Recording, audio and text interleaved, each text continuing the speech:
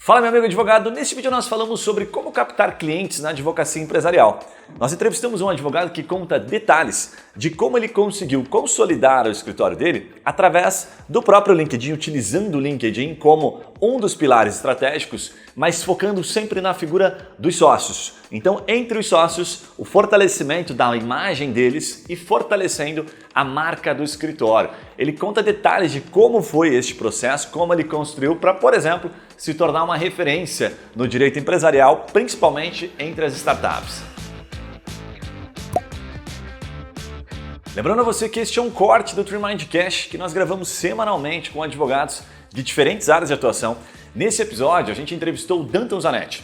Ele que é advogado, professor e coordenador de um curso de Direito Digital de pós-graduação, sócio fundador um pouquinho mais de 5 anos de um escritório de advocacia que já é referência no direito empresarial, atende grandes empresas e ele conta nesse podcast detalhes como, por exemplo, áreas do direito pouco exploradas, como captar clientes no direito empresarial e marketing jurídico, dá detalhes da trajetória e o que fez o escritório dele se tornar uma referência.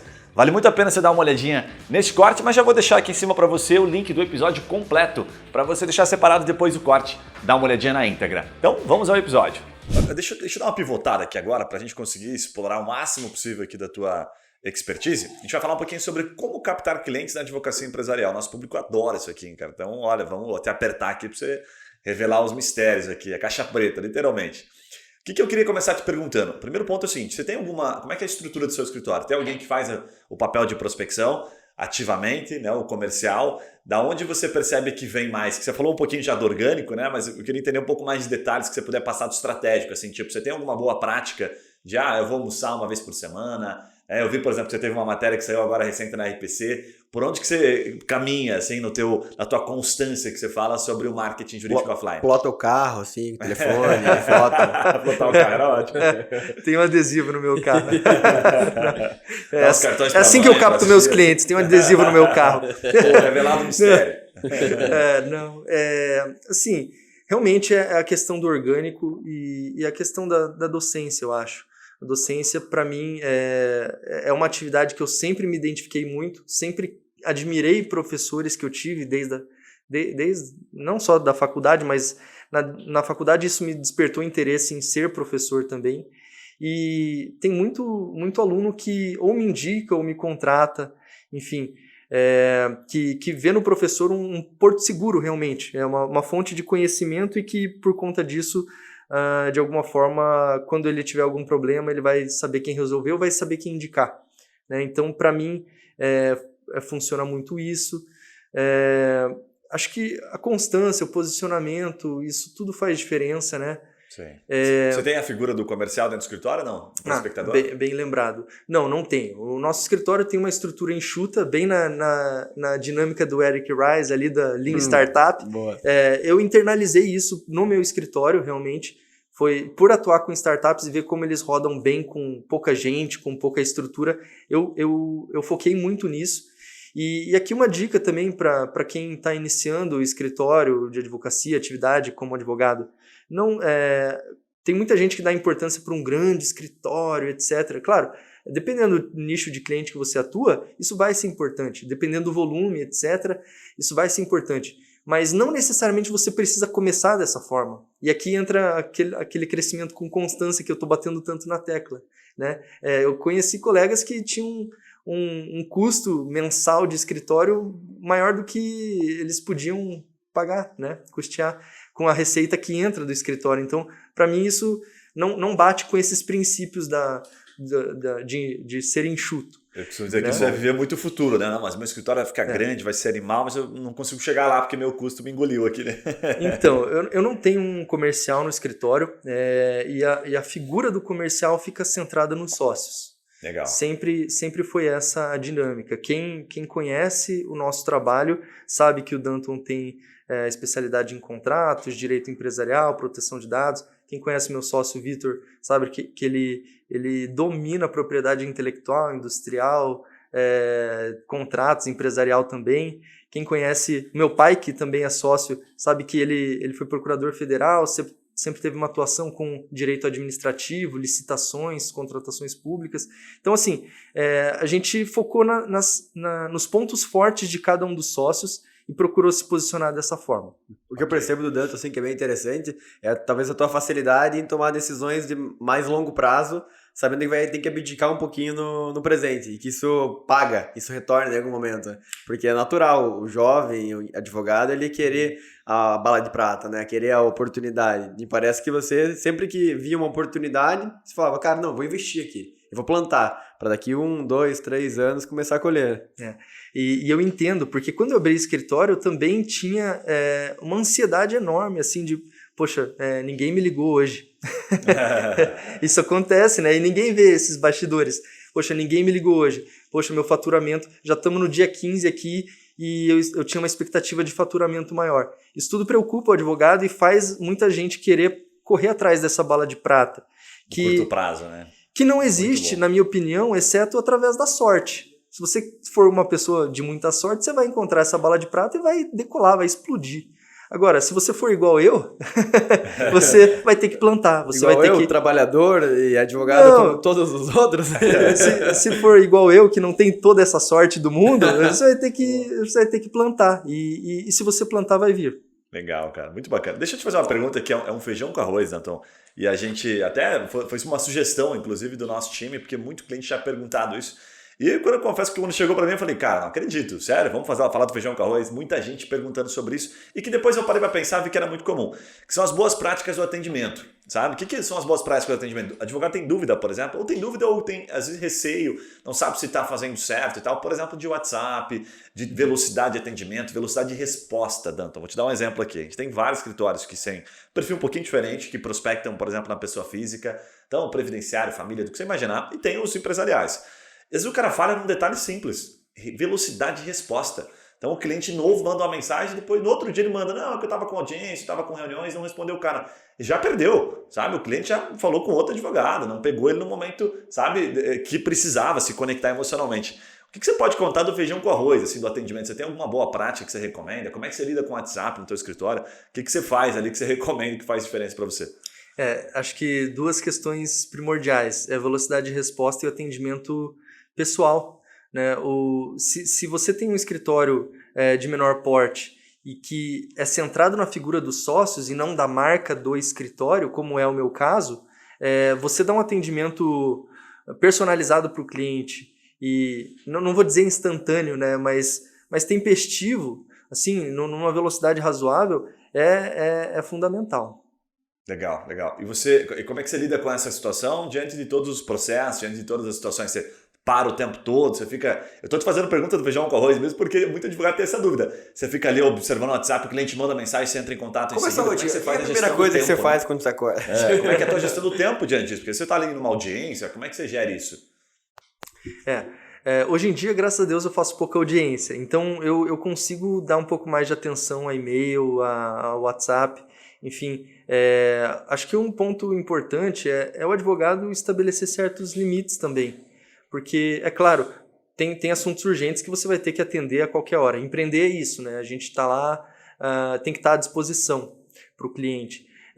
Mas a gente também não pode fazer o cliente ter uma percepção de que você está disponível na hora que ele precisa. Até porque, assim, senão você vai começar a entregar serviços ou respostas, vamos colocar aqui a parte de atendimento, meia boca. E não é isso que o cliente quer. Às vezes o cliente quer uma resposta rápida e eu, por exemplo, já tive casos em que eu falei, olha, eu não tenho essa resposta agora para você, eu não posso parar o que eu estou fazendo aqui, mas eu vou te passar um relatório a respeito disso. O cliente dá valor a isso, porque se eu falasse assim, não, tá tudo certo, ou a gente está trabalhando nisso, uma resposta padrão... Tipo, você responde dizendo, não sei, logo te posiciona, mas você dá a resposta. Exato. O que importa é não deixar o cliente sem resposta. A tua resposta pode ser, eu vou verificar isso aqui para você, vou colocar meu time para trabalhar nisso. Né? Isso pode acontecer. Agora, se você começa a dar respostas evasivas ou respostas que não são aquilo que o cliente está procurando, você perde. Cara, e parece que a gente está cada vez mais ansioso, né? E precisa de uma resposta rápida. Então, o que a gente está falando aqui é puro feijão com arroz, mas faz uma diferença enorme, simplesmente o fato do cara te responder. Eu costumo dizer assim que quanto maior quanto mais você tira o sono, perde o sono por causa de uma causa, mais rápido tem que ser a sua resposta. Porque se você demorar muito ali, a pessoa fica maluca. Passou do almoço, mandou de manhã, passou do almoço, o cara, puta, meu advogado sumiu, meu advogado não responde. O cara fica com aquilo na cabeça, né? Então, quanto mais tira o sono a causa, mais rápido tem que ser a resposta. E tem um balizador que eu gosto de compartilhar, que geralmente é assim, se o cara mandou, por exemplo, um e-mail, ele não está com pressa. Né? Porque se ele tivesse com mais pressa, ele mandava um WhatsApp. Mais Hoje pressa ainda ligar mais, né? Não, tirando urgências. o nível de urgência. Então o WhatsApp ele está num nível médio para alto já. Porque agora a gente não pode mais ligar para as pessoas, porque quando a gente liga, a pessoa fala, nossa, tem alguém me ligando. O que está acontecendo, né? Ou é a TIM cobrando, querendo vender alguma coisa, ou é alguém morreu. Que você não está esperando. Então o e-mail ele ficou assim, puta, não, o cara não está com tanta pressa. Mas mandou um WhatsApp, o tempo de resposta, a gente fala com muito cara especialista nisso, é assim, é 10 minutos, é meia hora, 1 hora no máximo. Assim, o macete é não abrir a conversa com o cliente. Do assunto, é uma hora. Se ficar sozinho, foi. ferrou. Não pode ficar sozinho, tem que ficar sem. Agora, eu não posso deixar de perguntar para você aqui ainda sobre como captar clientes na advocacia empresarial. Você citou um ponto que eu achei interessante.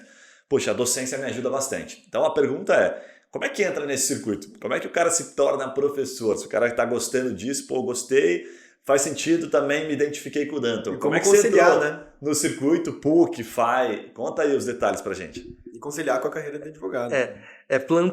Plantando muito. Olha, eu recebo bastante esse questionamento até de colegas, assim, tem gente que fica um pouco frustrada, porque de fato tem muita gente estudando, tem muita gente boa no mercado e que às vezes não tem tantas oportunidades. Mas a minha resposta é o seguinte, eu dou aula desde 2012. E eu dei aula em faculdades que não estão nesse circuito FAI, PUC, Unicuritiba, etc., né, as instituições mais tradicionais. Graças a Deus, recentemente consegui chegar nesse nível, que era o que eu buscava, que é o que eu pretendo, né, levar como vida, né, como carreira. E minha resposta é, poxa, eu dei aulas em outras instituições, eu busquei, eu cavei essas oportunidades, né, e para isso você tem que conhecer professores, você tem que entregar, você tem que mostrar, se posicionar, você tem que participar de eventos acadêmicos. E essa foi uma briga que eu tive por muito tempo comigo mesmo, porque era uma briga sem sentido, na verdade. Eu dei aula em instituições, eu sou mestrando atualmente, então ainda não tenho mestrado. Né? Vou concluir no final do ano, né? Se Deus quiser, minha dissertação sair. Oi? Em qual? Na área de Direito e Tecnologia. Minha dissertação é sobre livre iniciativa, Big Data e proteção de dados pessoais.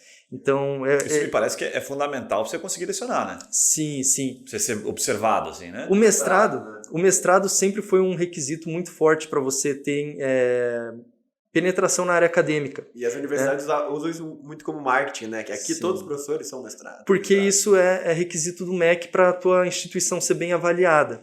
E isso é uma coisa que me chateava muito, porque eu não tinha mestrado e eu falava, poxa, mas eu tenho um feedback excelente dos alunos, por que a instituição não me contrata em definitivo? E daí eu comecei a brigar contra o sistema, mas não dá, entende? E daí um dia eu falei, Danton, chega, vamos fazer esse mestrado, vamos vamos pular de cabeça na área acadêmica? Vamos, né? Tinha que mexer lá no MEC para poder funcionar.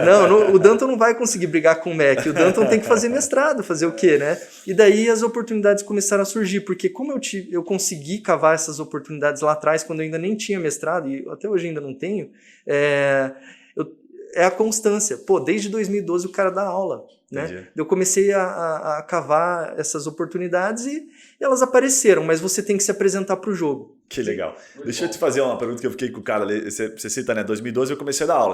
Você é um cara elegante e tal, mas o que me pareceu assim, comecei por baixo. Então dei algumas aulas aqui e tal. Depois das instituições, parece que você começou a ir dando aula e as instituições mais tops, tipo, né, a própria PUC e a FAI começaram a te observar. Você não foi direto para a PUC, né? Parece que você tem que dar aula em alguns antes. Faz sentido isso ou não? Eu tô viajando. Faz todo sentido. Começou pela Série C, Série B, Série A. Tipo, foi jogando, a analogia do futebol foi pela Série C, B, enfim. Não era Paraná Clube, né? Mas enfim, foi crescendo. Joga ainda. Pois é bem isso. A gente é a bala de prata, é o querer começar por cima. Isso acontece para muito pouca gente. Não foi o meu caso. né? Então, mas a grande questão é, se você começou por baixo, não se envergonhe disso e faça o seu melhor ali, né? Porque é isso que vai ser o degrau, vai ser o trampolim, vai ser a catapulta para você chegar no andar de cima. Agora, se você gostou desse corte, tenho certeza que você vai gostar de outros 2 conteúdos que eu vou te recomendar que fazem muito sucesso aqui. Mas antes disso, não esquece, já se inscreve aqui no nosso canal, deixa o seu comentário, a sua crítica, a sua dúvida, a sua sugestão, ativa o sininho para você ficar sabendo sempre que a gente trouxer conteúdos como esse. Os 2 vídeos que eu recomendo, o primeiro deles a gente fala sobre Growth Marketing. Growth Marketing é uma definição de estratégias diferentes, aplicadas também ao marketing jurídico. Tá muito legal esse vídeo. E o segundo é sobre quanto ganha um advogado. Olha que bacana, um assunto bastante polêmico. Esse advogado ajuda a gente a discorrer sobre as diferentes áreas de atuação dentro do direito e as diferentes formas e os níveis que os advogados têm dentro do escritório. Tá muito legal esses conteúdos. Dá uma olhada neles, depois me diga o que você achou de cada um deles. Um abraço e a gente se vê nos próximos vídeos.